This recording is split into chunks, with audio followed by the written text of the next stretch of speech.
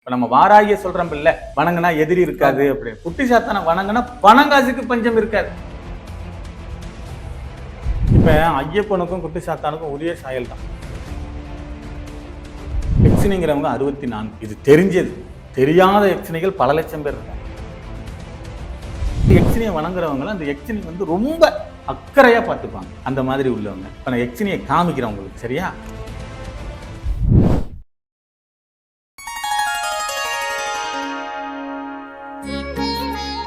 Sri Varahi TV நேயர்கள் அனைவருக்கும் வணக்கம். நான் உங்க ஜித்து. இன்னைக்கு நம்ம கூட இருக்கக்கூடிய ஸ்பெஷல் கெஸ்ட் யாருன்னா மலையாள மாந்திரிகர் என் சந்திரகுமார் இருக்கார். வணக்கம் சார். வணக்கம் ஐயா. எப்படி இருக்கீங்க? நல்லா இருக்கேன். நீங்க எப்படி இருக்கீங்க? சந்தோஷம் சார். நல்லா இருக்கு. இப்போ ஐயப்பனை பத்தி நம்ம மலையாளத்துல நம்ம பேசும்போது அங்க பாத்தீங்க அப்படின்னா குட்டிச்சாத்தனோட வழிபாடும் வந்து பிரசித்தி பெற்றது. நம்ம தான் இங்க குட்டிச்சாத்தன்னா பயந்துக்கிறோம். ஆனா அங்க ஒரு வழிபாடாவே நடத்திட்டு இருக்காங்க. அதை பத்தி கொஞ்சம் விரிவா பேசலாமா? இப்ப ஐயப்பனுக்கும் குட்டி சாத்தானுக்கும் ஒரே சாயல் தான். அப்படிங்களா? ஆமா. குட்டி சாத்தான் என்ன பண்ணுவாருன்னா எரும மாட்டு வாகனத்துல வருவார். இந்த பக்கம் ஒரு மந்திர கிண்ணம் வச்சிருப்பாரு, இந்த பக்கம் ஒரு மந்திர கோல் வச்சிருப்பாரு, இங்க ஒரு தங்க கோவலை ஒண்ணு வச்சிருப்பாரு. இவ்வளவுதான் விஷயம். ஆனா ரெண்டு பேரும் பாத்தீங்கன்னா ஒரே சாயல்ல தான் இருப்பாங்க. அந்த அழகு தோற்றம், அந்த வடிவமைப்பு, அந்த உயரங்கள் எல்லாமே. ஐயப்பன் வந்து ஒரு இடத்துல குந்த வச்சு உட்கார்ந்து இருக்காரு, தன்னுடைய காலில் கட்டு போட்டு. ஆனா குட்டிச்சாத்தான் என்ன பண்ணுவாருன்னா எரும மாட்டு வாகனத்துல வருவாரு. ஐயப்பன் இருக்கிறது எங்க? கேரளாவில். குட்டிச்சாத்தான் விஷ்ணுமாயா கோயில்கள், சாஸ்தா வழிபாடு அதிகமா பண்றது எங்க? கேரளாவில். சரிங்களா? இந்த கேரளாவில் ஏன் இந்த குட்டிச்சாத்தம் ஃபேமஸ், மாந்திரிகம் ஏன் ஃபேமஸ் அப்படின்னா, காளி பெருவுடையான்னு ஒருத்தர் இருந்தார். அவர் தான் மாந்திரிகத்தினுடைய தகப்பன் சக்கரவர்த்தி. இந்த மாந்திரிகத்தை 200 பேருக்கு அவர் தான் சொல்லி கொடுத்தாரு.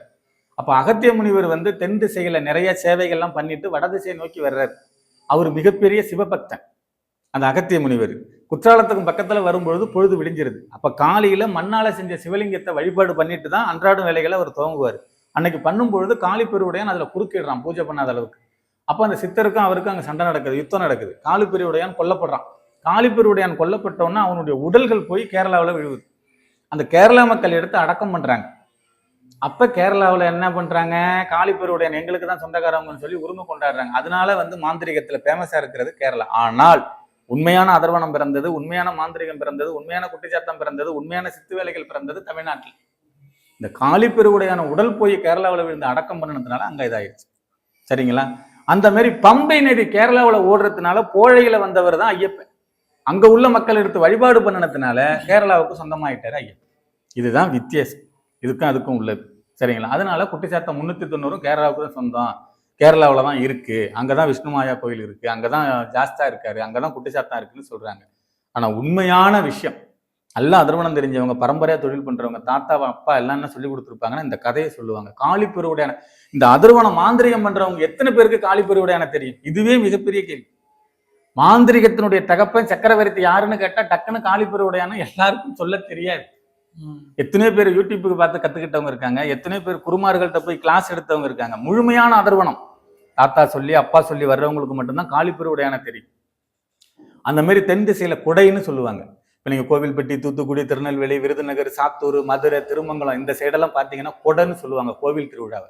அங்கே வில்லடி பாட்டு நடத்துவாங்க. அந்த பாட்டுல இது வரும். இசக்கியம்மன், சுடலை மாடன், காளி பெருவுடையான் கதைகள்லாம் அதுல வரும். மாந்திரிகம் எப்படி பிறந்துச்சு, இசக்கியன்னா யாரு, சுடலை மாடன்னா யாரு, என்ன நடந்துச்சு, இந்த யுத்தம் எப்படி நடந்துச்சு, இதெல்லாம் இந்த வில்லடி பாட்டுல வரும். இது நம்ம வட தமிழகத்துல ரொம்ப அரிது. ஏன்னா யூடியூப்ல தட்டி பார்த்தாலோ இல்லை கூகுளில் தட்டி பார்த்தாலோ இதை பற்றின தகவல்கள் இருக்கும். சரிங்களா? அப்ப ஐயப்பனும் குட்டி சாத்தானும் வெவ்வேறு இல்லை. இவருக்கு வாகனம் மாறுது, அவருக்கு வாகனம் இல்லை. இவ்வளவுதான் விஷயம். இவரும் ஒரு அற்புதமான மிகப்பெரிய சக்தி வாய்ந்த கடவுள். இப்ப நம்ம வாராகிய சொல்றோம் இல்ல, வணங்கினா எதிரி இருக்காது அப்படின்னு. குட்டி சாத்தான வணங்கினா பணங்காசுக்கு பஞ்சம் இருக்காது, பொன்பொருளுக்கு பஞ்சம் இருக்காது. உங்களை எந்த சூழ்நிலையிலும் விட்டு கொடுக்க மாட்டார். அப்படி ஒரு சக்தி வாய்ந்தவர். ஆனா அந்த 390ல உங்களுக்கு எந்த குட்டிங்கிறத பார்த்து எடுக்கணும். குட்டி சாத்தாங்கிறத பார்த்துக்கணும். அதுல கருங்குட்டி இருக்கு, பறக்குட்டி இருக்கு, செங்குட்டி இருக்கு, பாதாள குட்டி இருக்கு, அங்க குட்டி இருக்கு, இங்க இந்த மாதிரி 390க்கும் பேர்கள் வெவ்வேறு வரும். இதுல கருங்குட்டி சாத்தான் தலைமையானவர். அவரை தான் எல்லாருக்கும் தெரியும். இதை தாண்டி வெவ்வேறு குட்டிகள்லாம் இருக்கு. சரிங்களா? குட்டி சாத்தானை வணங்கும் பொழுது பொன் பொருள், ஆடை ஆபரணம், மகிழ்ச்சி, நிம்மதி, சந்தோஷம் இதுக்கெல்லாம் பஞ்சம் இருக்காது. எப்படி வழிபடலாம்? குட்டி சாத்தானை வந்து விக்கிரகமா வாங்கி வச்சு வழிபாடு பண்ணலாம். விக்கிரகமா வாங்கி வச்சு பசும்பால் காய்ச்சி குங்குமப்பூ போட்டு முந்திரி திராட்சை எல்லாம் போட்டு அவருக்கு நெய்வேத்தியமா வச்சு அறிவோம் கனகமடி சாத்தான், கருங்குட்டி சாத்தான், அகோர குட்டி சாத்தான், ஆவடுகள் எடு, எதிர்த்த பேர் மீது போடு, தீயடு பீயடு, நான் நினைத்த பேர் மீது போடு, இரக்கம் பாராத, என்ன நினையாத, என் பேரை தெரிவிக்காதே, சீக்கிரம் சீக்கிரம் ஓம் சுவாகா. இதுதான் அவருடைய மந்திரம், ஸ்லோக மந்திரம். இதை காலையில 11 தடவை, சாயந்தரம் ஒரு 11 தடவை இப்படி சொல்லி அவருக்கு நல்ல தீபங்கள்லாம் போட்டு இந்த மாதிரி வழிபாடு பண்ணலாம். அது மாதிரி அமாவாசை பௌர்ணமி நாட்களில் காவு கொடுக்கலாம். சேவல் காவு கொடுக்கறது, பன்னி காவு கொடுக்கறது, நல்ல பிராந்தி, கல், சாராயம் இதெல்லாம் வச்சு படையல் கொடுக்கறது, இதெல்லாம் பண்ணும்போது மாந்திரிகர்கள் பண்ற பூஜைகள். குட்டி சாத்தானுக்கு பிரத்யேகமா அந்த மாதிரி பூஜைங்க பண்ணுவாங்க. அப்ப என்ன வளர்ச்சிகள் அதிகமாகும், தொழில் அதிகமான வளர்ச்சி, நிறைய கிளைண்ட், நிறைய பணம் காசு, தஞ்சோதம், மகிழ்ச்சி, காரு, வீடு, வாசல் இந்த மாதிரி நல்லா இருக்கும். அதாவது ஒரு பேர் இருக்கு, குட்டி சாத்தானை வணங்குறவங்க கோடியில தான் பெறலுவாங்க. ஓகே, இப்போ குட்டிச்சாத்தனை பத்தி பேசிட்டோம். அப்படியே யட்சினி பத்தியும் பேசிடலாம். யட்சினின்றவங்க யாரு, அவங்கள எப்படி வழிபடலாம்? யட்சினிங்கிறவங்க 64. இது தெரிஞ்சது. தெரியாத யட்சினிகள் பல லட்சம் பேர் இருக்காங்க. சரிங்களா? எல்லார் வீட்லயும் யட்சினி இருக்காங்க. பெண் குழந்தைங்க யட்சினி தான், அம்மா யட்சினி தான், மனைவி யட்சினி தான், யட்சினி தங்க எல்லாரும் யட்சினி. யட்சினிங்கிறவங்க அழகான ஒரு தேவர். சரிங்களா? எல்லாருக்கும் அவங்கவுங்களுடைய மனைவி அழகு, அவங்கவுங்க பெண் குழந்தைகள் அழகு, அவங்கவுங்க அம்மா அழகு, அவங்க சொந்தம். அந்த மாதிரி யட்சினி வந்து ஒரு அழகான தேவதை, நல்லா பார்த்துக்கக்கூடியது, அம்மாவுக்கு நிகரான ஒரு தேவதை. ஒரு குழந்தைய ஒரு அம்மா எப்படி பார்த்துக்குவாங்களோ அந்த மாதிரி யட்சினியை வணங்குறவங்களும் அந்த யட்சினி வந்து ரொம்ப அக்கறையா பார்த்துக்குவாங்க. அந்த மாதிரி உள்ளவங்க. இப்ப நான் யட்சினியை காமிக்கிறேன் உங்களுக்கு. சரியா? அப்படியா? இப்ப வந்து யட்சினியை வந்து நீங்க என்ன பண்ணணும்னா இந்த மாதிரி பெட்டியில கொடுப்பாங்க. சரிங்களா? மேல வந்து இந்த மாதிரி 51, 11, 9 எங்க வைக்கணும் இந்த மாதிரி இருக்கும். சரிங்களா? இது வந்து இதுதான் யட்சினியோட பெட்டி. மேல வந்து 51ஆல பதிச்சு அதுல சில மந்திர வேத மந்திரங்கள்லாம் ஜெபிச்சு பதிக்கப்பட்டிருக்கும். உள்ள வந்து வெல்வெட்டு துணியெல்லாம் வச்சு டெக்கரேட் பண்ணியிருப்பாங்க. இது வந்து யட்சினியோட பெட்டி. இதை நகைப்பெட்டின்னு சொல்லலாம். சரிங்களா? நகைங்க வச்சுக்கிறதுக்கும் சொல்லலாம். அந்த மாதிரி உள்ளது. இதுல வந்து ஆண் யட்சினி, பெண் யட்சினி இருக்கு. இவங்க யட்சினியை வந்து சில பேர் சொல்றாங்க ஒரு யட்சினியை வச்சு வணங்கலான்னு. என்னுடைய கருத்து. இப்ப நான் எதுக்கு நான் சொல்ல வரேன்னா, ஏன்னா அவங்க கருத்துக்கு வந்து நான் ஆமதிக்கல, அதை நான் இல்லைன்னு சொல்ல வரல. இப்ப சென்னைக்கு வரணுங்கிறதான் இலக்கு. சேலத்து வழியாகவும் வரலாம், திருச்சி வழியாகவும் வரலாம், தஞ்சாவூர் வழியாகவும் வரலாம், நாமக்கல் வழியாகவும் வரலாம். சென்னை வந்துருவோம். சென்னைக்கு தான் நம்ம வரப்போம். பயண தூரம் மாறும், கிலோமீட்டர் தூரம், அவ்வளவுதான். யட்சினியை சித்தெடுக்கிறதுக்கு பல காணிகள், பல பேர் பல விஷயங்கள் சொல்லியிருக்காங்க. அதை நான் இல்லைன்னு சொல்ல வரல. ஒவ்வொரு விகித பண்ணிக்கலாம். ஆனால் ஒரு யட்சினியை வச்சு வணங்குறது தவறு. 2 யட்சினி வச்சுக்கணும். ஆண் யட்சினி, பெண் யட்சினி. கணவன் மனைவி எப்படி இருக்காங்களோ அந்த மாதிரி வச்சுக்கணும். இப்ப இந்த ஆண் யட்சினி, பெண் யட்சினி எப்படி கண்டுபிடிக்கிறதுனா, இது ஆண் யட்சினி. இதுக்கு நெஞ்சு இல்ல பாத்தீங்களா, மார்பு பகுதி. இது பெண் யட்சினி, மார்பு இருக்கா. இதுதான் விஷயம். இவங்க 2 பேரும் ஒன்னா இருந்தா தான் நீங்க பல வேலைகளை செய்ய முடியும்.